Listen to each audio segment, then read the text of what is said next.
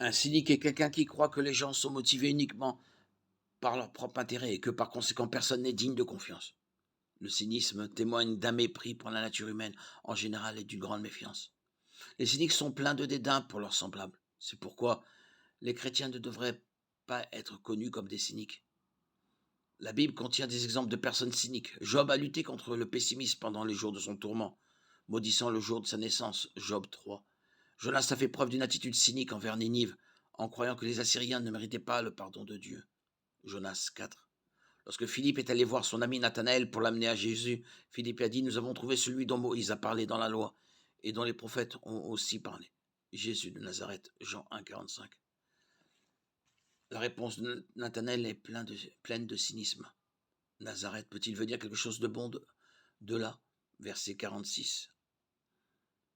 Après que Nathanaël eut rencontré Jésus, son cynisme disparut et il devint l'un des premiers disciples de Jésus. À l'époque du prophète Jérémie, le jugement de Dieu tomba sur la nation de Juda à cause de sa méchanceté et de son idolâtrie. Dans son acte d'accusation contre les Judéens, Dieu prononce des paroles qui pourraient être interprétées comme cyniques.